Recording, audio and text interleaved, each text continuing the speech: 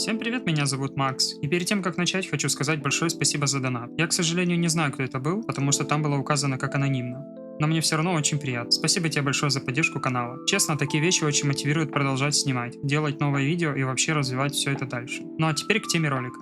Сегодня я хочу поговорить о том, что меня удивило в японских квартирах после переезда. Но не в том плане, что они маленькие, это в принципе и так все знают, или какая тут странная ванна. Я хочу поговорить вообще про всю тему жилья в Японии. Потому что, если честно, до переезда я думал, что квартира это что-то простое. Ну типа нашел вариант, подписал договор, заехал и живешь. Но в Японии это вообще отдельный квест. Особенно если ты иностранец. И наверное самый первый шок у меня был даже не от самих квартир, а от того, сколько денег нужно просто на въезд. Потому что ты смотришь объявление, видишь, например, квартиру за 60 тысяч йен и думаешь, ну окей, квартира стоит 60к, значит где-то столько и нужно. Но в Японии все работает вообще не так. Тут очень часто ты платишь не просто аренду, а сразу целую пачку сверху всего. Есть такая вещь в Японии как сикикин. Это залог. Чаще всего это примерно 1 месяц аренды. То есть если квартира стоит 60 тысяч, то и залог тоже может быть 60 тысяч. Тут важный момент. Многие думают, что это просто сумма, которую ты потом спокойно получишь назад, когда будешь съезжать. Но на практике не все так красиво. Если после проверки квартиры найдут какие-то косяки, уборку, повреждения или что-то еще,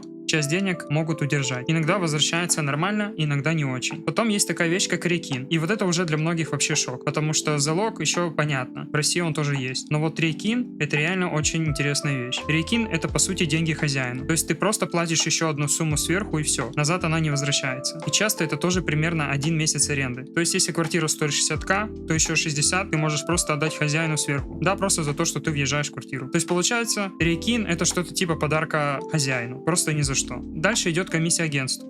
Она тоже часто заметная.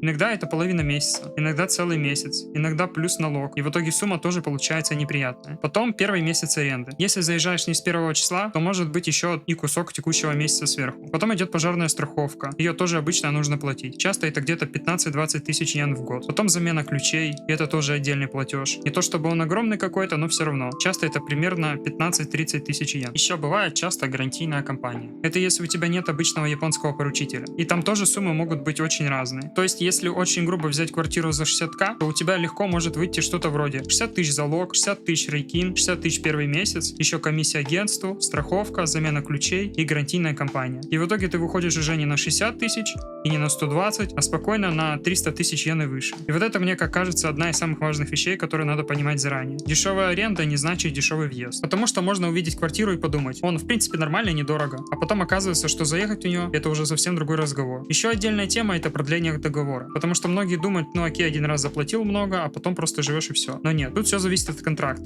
Где-то продление вообще без доплаты, где-то берут половину месяца, где-то целый месяц, и где-то только административный сбор. Отдельно может продлеваться гарантийная компания. И вот это тоже важно не путать. То есть даже когда ты уже заехал, это не всегда значит, что дальше все будет супер просто и без лишних затрат. И вот уже после того, как ты все это понимаешь, становится ясно, как вообще начать искать квартиру, более-менее с головой. Потому что на японских сайтах можно сразу ставить фильтры. Например, искать без рейкина, то есть без вот этого подарка хозяину. Можно искать без сикикина, то есть без залога. Можно искать вариант без поручителя. Можно смотреть квартиры с пометкой без залога и без рейкина. И это реально очень важно, потому что такие фильтры могут очень сильно облегчить тебе старт по деньгам. Если говорить про сайты, то самый известный японский вариант это Sumo. Там реально очень много объявлений. Еще есть Liful Homes и Yahoo. Вообще на самом деле сайтов очень много. Это просто одни из тех, которые я вот прям сейчас могу вам сказать. Ну а если хочется что-то более удобное именно для иностранцев, где есть поддержка на английском языке, то полезнее смотреть Gaijin Port Apartments, Real Estate Japan и что-то типа таких сайтов, где проще искать варианты с более понятным условием и меньшим количеством сюрпризов по языку и документов. Но тут начинается еще один очень японский прикол.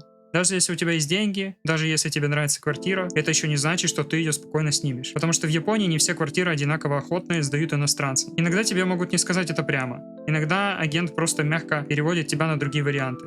Иногда всплывает тема с языком, иногда с поручителем, иногда просто хозяин не хочет сдавать иностранцу, потому что ему так спокойнее. И это, если честно, тоже довольно неприятный момент, потому что ты вроде бы готов, у тебя есть документы, деньги, желание снять квартиру, а потом оказывается, что этого недостаточно. И вот на этом фоне очень интересно выглядит UR Rental Housing, потому что в них как раз и намного проще по старту. Нет рейкина, нет комиссии, нет платы за продление, не нужен поручитель. Поэтому этот сайт очень часто советую тем, кто не хочет в самом начале просто сгореть на стартовых расходах. И еще один момент, студент, квартиры в Японии бывают как с мебелью и техникой, так и почти полностью пустые. То есть ты иногда можешь думать так, что в квартире уже все есть. Например, холодильник, стиралка, кровать, стол, ну или какие-то хотя бы базовые вещи. Но на самом деле этого всего может не быть. То есть ты можешь приехать, а в квартире ничего нет. Ну, максимум может реально установлен быть только туалет и кондиционер. Также есть варианты, особенно для студентов, где уже может быть минимальный набор. Например, холодильник, стиральная машина, кровать, стол, иногда даже микроволновка. У меня как раз таки так оно и было. То есть у меня уже в квартире есть и кровать, и стол, кондиционер, стиралка, холодильник. В принципе, все базовые вещи у меня есть. И, конечно же, хочу сказать, что это довольно-таки удобно.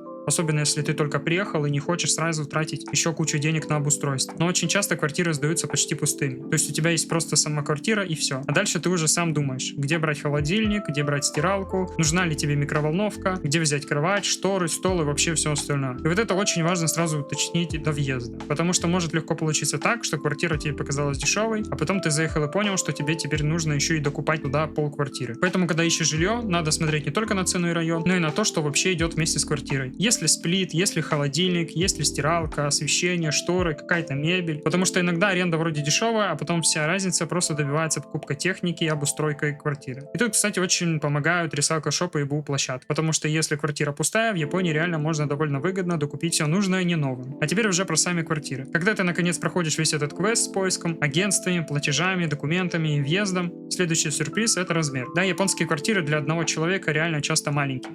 И не в смысле, но чуть-чуть компактнее, а в смысле, что ты очень быстро начинаешь понимать цену каждого квадратного метра. Особенно если это обычное жилье для студента или молодого человека. У тебя кровать, стол, маленькая кухня, какая-то зона хранения, и все это собрано довольно плотно. То есть ты очень быстро начинаешь жить в режиме. Если что-то купил, сразу подумай, куда ты это вообще поставишь. Кухня тоже очень удивляет. Она очень маленькая, иногда одна комфорка, иногда может быть и две. Большой духовки часто вообще нет, как в России, например. Нормальной рабочей поверхности тоже очень мало. То есть если ты привык к более просторной кухне, японская квартира очень быстро возвращает тебя в реальность. И в этот момент начинаешь понимать, почему в Японии так популярны всякие рисоварки, маленькие печки, компактная техника и вообще все, что экономит место. А теперь ванна и туалет. Бывают классные варианты, когда все раздельно. И это вообще супер. Кстати, у меня как раз таки вот так. Но бывает и тот самый формат, который многих удивляет. Маленький блок, где у тебя и унитаз, и раковина. И ванна почти в одном пространстве. И если ты раньше такого не видел, то первая реакция обычно очень простая. Как это вообще можно было придумать? Еще один очень жизненный момент. Тонкие стены. Вот это тоже может очень удивить. Потому что в некоторых японских квартирах, особенно в не самых новых домах, реально бывает слышно очень много. И иногда ты слышишь, как сосед просто ходит. Иногда слышно, как кто-то двигает мебель, разговаривает, закрывает двери, включает воду, кашляет, смотрит телевизор. Если ты привык, что дом — это прям твоя крепость, где ты никогда никого не услышишь, и тебя никто не слышит, в Японии можно немного офигеть. Потому что тут ты начинаешь думать не только о своем комфорте, но и о том, насколько ты сам шумный. Можно ли ночью стирать, можно ли громко слушать музыку, можно ли двигать мебель, можно ли просто нормально жить и не думать о соседях. И это, кстати, тоже очень сильно влияет на ощущение от квартиры. Еще меня очень удивило, насколько в японских квартирах важна организация пространства. Потому что когда места мало, ты начинаешь думать вообще обо всем. Где сушить одежду, где поставить чемодан, где хранить продукты, куда деть обувь, куда поставить микроволновку, где работать, где есть, куда вообще класть все свои вещи и так далее. То есть японская квартира очень быстро учит тебя жить не широко, а компактно и с расчетом. И отдельно, конечно же, зима. Потому что это, мне кажется, вообще для многих один из главных шоков. Когда люди думают про Японию, они обычно вообще не представляют, что дома зимой может быть холодно. А потом приезжают и понимают, что проблема не только в улице. Во всех квартирах нет привычного центрального отопления. И из-за этого дома зимой ты реально можешь мерзнуть. И это уже не столько про аренду, сколько про жизнь в самой квартире. Но именно здесь ты особенно остро чувствуешь, насколько важен обычный бытовой комфорт. И вот, наверное, главный вывод у меня такой. Японская квартира удивляет не чем-то одним, не только тем, что она маленькая, не только ванной, не только кухней. Она удивляет тем, что вся тема жилья в Японии — это отдельный квест. Сначала тебе надо понять, сколько вообще денег уйдет на вход, потом как искать, чтобы не платить все подряд, потом как вообще найти вариант, который тебе сдадут как иностранцу, потом понять, пустая квартира или уже с чем-то внутри, потом привыкнуть к размеру кухни, к ванне, к тонким стенам и вообще ко всей логике этого жилья. И вот поэтому, как мне кажется, про квартиры в Японии нужно говорить не в стиле «ну, они очень маленькие», а в стиле «готовьтесь, это реально отдельная часть жизни». Потому что одна и та же квартира может одновременно быть и нормальным местом для жизни, и очень жестким уроком про деньги, документы, японскую систему аренды и бытовой комфорт. Конечно же, в этом видеоролике я не затронул такие вещи, как студенческое общежитие, комната в квартире или принимающая семья, это называется homestay. Также бывает бывают какие-то частные студенческие резиденции. Конечно, в будущем я бы хотел бы об этом рассказать, но конкретно в этом видео я хотел рассказать именно про квартиры. То, какой путь тебя ждет, если ты решил снять квартиру. Обычно многие студенты, которые приезжают впервые, они снимают шрейдхаус. То есть это когда комната в квартире. То есть у вас есть какой-то дом,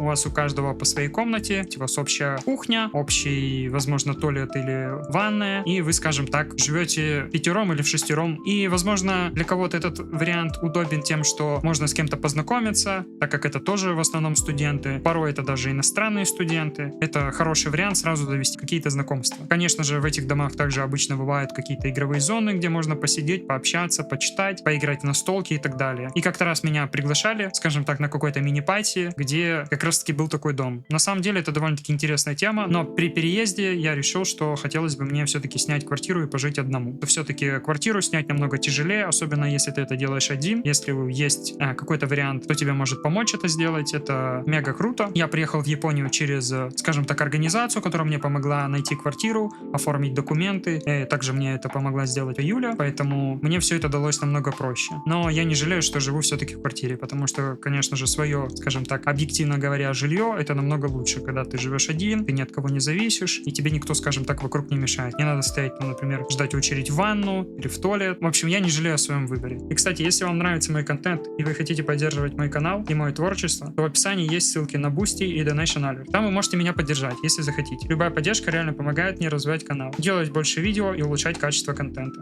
Если вам было интересно, напишите в комментариях, что вас больше всего удивляет в японских квартирах, или если вы уже жили в Японии, поделитесь своим опытом, что для вас было самым неожиданным. Подписывайтесь на канал, если вам интересна реальная жизнь в Японии, учеба, работа, адаптация и личный опыт без красивой обертки. Спасибо за просмотр, всем пока!